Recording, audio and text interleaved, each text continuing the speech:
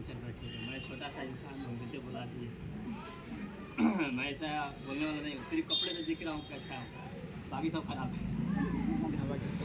ऐसा है, आप लोग का एक्सपीरियंस पार्टी है, बहुत खुशी की बात है।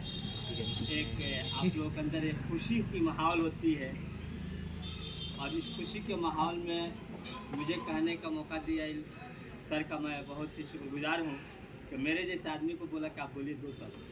हम सोच रहे बोलूँ क्या 2 शब्द, मुझे खुद नहीं आता है।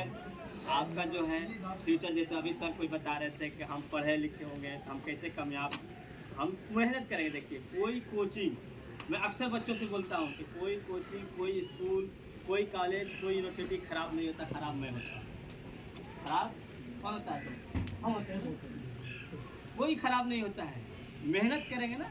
तो आप देखे होंगे कि एक प्राइमरी स्कूल से बच्चे पढ़कर, यानी कि सरकारी स्कूल से बच्चे पढ़कर IAS IPS बन जाते हैं, BPSC UPSC सब क्रैक कर जाते हैं। लेकिन एक बच्चा अच्छे यूनिवर्सिटी में एडमिशन होता है, उसके गार्जियन बहुत अच्छे परवरिश करते हैं, क्योंकि वो बहुत अच्छे घराने से होता है, पैसे वाले, लेकिन वो कुछ कर नहीं पाता है क्योंकि उसने मेहनत नहीं। तो मेहनत अगर आप कीजिएगा तब आप कामयाब होइएगा। कोई कोचिंग से खराब नहीं निकल के जाना है, ये भी कोचिंग अच्छा है, सब कोचिंग अच्छा है। मेहनत अगर हम करेंगे हम कामयाब हो जाएंगे, मेहनत नहीं करेंगे हम हमेशा के लिए नाकाम हो जाएंगे। डॉक्टर अगर ख्वाब देखिए, कभी भी मैं कहता हूँ बच्चों से कि जब ख्वाब ही देखना है तो बड़ा ख्वाब देखो ना, छोटा क्यों देखते हो। जब बड़े ख्वाब को हम जब देखेंगे, बेटा मेरी बात को सुन लो या तो मुझे बैठने दो। देखिए किसी की बात जब करें ना, देखिए मैं टीचर हूँ, तो इससे क्या होती है, बेइज्जती होती है। अगला को लगता है कि हमारी बात है तुम्हारा अच्छा नहीं करा, समझ लो क्या होता है। या तो मेरी सुनो और नहीं तो मैं अपना सुनाओ, मैं सुनने के लिए तैयार बन जाऊँगा। वही काम मैं करता हूँ भैया, या तो मैं पढ़ाता हूँ तो इसीलिए करता हूँ मेरे क्लास तो खामोशी से सुनो, और नहीं तो कहो कि सर आप बैठ जाइए हम आपको सुनाते हैं, हम सुनने के लिए तैयार है। टीचर जो भी होता है ना, वो पढ़ाता है ना, उसके साथ साथ आपसे बहुत कुछ सीखने को मिलता है। सर बहुत पहले कुछ नहीं जानते होंगे, लेकिन पढ़ाते पढ़ाते आप लोग से ऐसा कुछ सीख लिए होंगे कि आप लोग उनसे पता नहीं सीखे कि नहीं कि उनको नहीं मालूम, लेकिन आप लोग से बहुत कुछ सीख लिए होंगे। ये मेरी गारंटी है। तो मैं भी 12-13 साल से पढ़ा रहा हूँ ना, मुझे तजुर्बा ये चीज़ का है। इसलिए जब किसी की बड़े की जब बात हो ना, तो आप सुनिए, उसमें फ़ायदे की बात होती है। लेकिन आप सुनिएगा नहीं ना तो फिर मजा नहीं है। एक लड़का हो, कोई बच्चा, वो रोज़ाना स्कूल जाता हो और टीचर की बात को ध्यान से सुनता हो और घर आकर नहीं भी पढ़ता हो ना, वो कामयाब हो जाएगा। लेकिन अगर उसने जाता तो है स्कूल, लेकिन टीचर की बात को अगर नहीं सुनता है तो कभी कामयाब नहीं। क्योंकि टीचर की बात में बहुत कुछ मिलता है सुनने को, समझने को। वो कुछ ऐसी बातें बोलते हैं जो आपको फ्यूचर में उसको बहुत फायदा होगा। इसलिए आप लोग यहाँ पे बैठे, आप ये ख्वाब, मैं बोल रहा था कि कभी भी ख्वाब बच्चों को बड़ा देखना चाहिए। जब हम बड़ा ख्वाब देखेंगे, जब मेरी प्लानिंग बड़ी होगी तो हमारा मेहनत भी उसी हिसाब से होगा।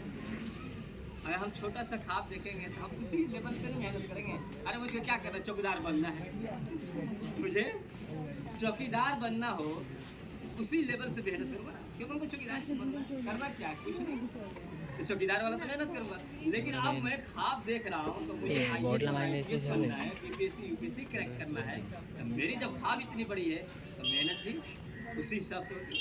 उसी हिसाब से आप कीजिएगा ना। जब उस हिसाब से कीजिएगा, अगर वहाँ नहीं पहुँचेगा तो उससे नीचे तो ही जाइएगा। उसको तो कोई नहीं रोक सकता ना, रोक लेगा उससे भी कोई नहीं रोक सकता है। लेकिन जब हम ख्वाब ही छोटा देखे हैं तो फिर हम चपरासी भी नहीं कर पाएंगे। इसलिए ख्वाब कभी भी बड़ा देखिए। ख्वाब देखने से क्या जाता है, पैसा थोड़ी लगता है। ख्वाब और प्लानिंग कभी भी अपने जहन में ये रखें कि मुझे बनना क्या। बहुत सारे बच्चे, अभी मैं किसी से पूछ लूँ, मैं पूछूंगा नहीं ऐसे, और डरिएगा नहीं कि आप किसी का लक्ष्य क्या है, आगे क्या करना है। बहुत सारे लोग कहेंगे नहीं मैं 10th के बाद प्लानिंग करना है। ये प्लानिंग 10th के बाद नहीं होती है, पहले से प्लानिंग होती है। कुछ ऐसे बच्चे होंगे जो 12th होंगे, उनसे पूछूंगा तो कहूँगा सर कि देखिए मैं भी अभी प्लानिंग तो नहीं किया हूँ, लेकिन 12th पास होने दीजिए, उसके बाद में सोचूंगा क्या करना है। नहीं, प्लानिंग पहले से ही होना चाहिए, मुझे करना क्या है। जब आपका वो प्लानिंग होगा, आपका एक लक्ष्य होगा तो मुझे उस चीज़ को पाना है, तब उस हिसाब से आप मेहनत कीजिएगा। आपका लक्ष्य ही नहीं हो तो फिर 2 टीम खेलते हैं ना, क्रिकेट का माहौल अभी चल रहा, बहुत सारे लोग क्रिकेट के बारे में जानते हैं। 2 टीमें खेलती है, पहले जो बैटिंग करती है अपने अपोजिट टीम को एक लक्ष्य देती है जब वो बैटिंग के लिए आती है ना, तो उसके जहन में सारे बैट्समैन के ये लक्ष्य होते हैं कि मुझे वहाँ तक पहुँचना है, उस मेहनत से उस तरह से खेलते हैं। तो हमारे भी जब लक्ष्य नहीं होंगे, कुछ लक्ष्य ही नहीं है, हम क्या पढ़ेंगे? लक्ष्य नहीं, बस पास हो जाएगा 10 में, क्या करेगा? नीति सरकार तो बढ़